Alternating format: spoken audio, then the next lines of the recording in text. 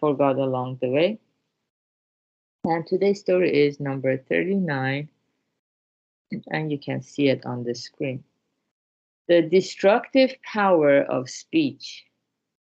Killed 24 times. A very old woman, over 120 years of age, once had a visitor who commented, "You must have had many rare and interesting experiences over the course of your long lifetime. Will you please share one of those memories with me?"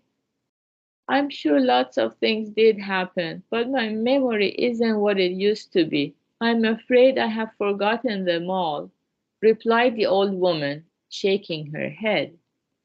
The visitor sympathized, saying that was only natural for someone of her advanced years, but persisted. "Isn't there at least one thing you do remember?" "Well, if you insist, I'll tell you. I have painful memories of being killed 24 times." The old woman mumbled these mysterious words half to herself, her wrinkled face settling into a frown. When asked to explain, she began to tell her story bit by bit, in a sorrowful tone, pausing frequently. "During my lifetime, I've seen the births of many children, grandchildren, and great grandchildren. But it is the way of life that death can strike anyone, young or old. And so it sometimes happened that a child or grandchild of mine would predecease me. We've had a total of 24 funerals in this house. Each time I overheard people who came to offer their condolences say, 'If only the old woman had died instead.' They at least would whisper it in another room out of deference to me, but my grandchildren and great grandchildren would deliberately say such things to my face. Their words killed me again and again. Truly, the mouth is the gateway to misfortune. We will never know how many people we may have injured or killed with our words."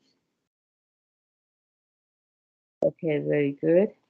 This is, yeah, one of the first stories that I learned in Buddhism that made me reflect on the unwholesome karma, the bad karma that I was creating without really knowing it.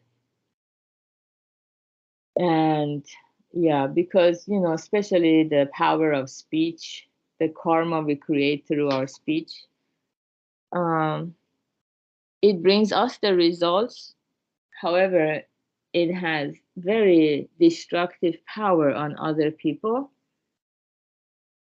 As we read in the story, even if someone thinks, yeah, maybe this old lady, she had a long life, she had her own life, even if they think it, to say that aloud, it's so horrible. It's almost like as if killing that old woman. No wonder she felt she was killed 24 times. Every time someone said, "I wish it was the old lady who had died." People have no remorse or no awareness that what they say is so evil, so hurtful. People don't realize that. That's why they say these nasty things without any reflection or remorse.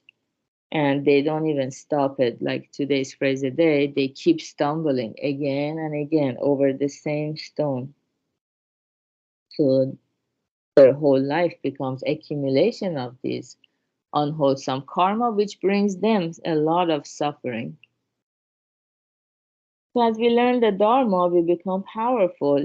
Words have strong power. We can utilize them to uplift other people. Then we create good karma as we benefit other people through our words. And we have another phrase a day. It says, make efforts to find good things in other people and commend them for it. But because every day we're so busy, and we are too close to ourselves to take notice of our own flaws and our own shortcomings, then what happens is we keep noticing the shortcomings and flaws in other people, and we verbalize it. And especially if we say it in a negative tone of voice, it's not uplifting at all. It hurts that person. Yeah, because everybody identifies with some of their habits or how they do things. So even though it's not true that their sense of worth gets negated completely, it's not true, but people feel that way. So the more we understand that, the more we can utilize our speech to help people instead of hurting them.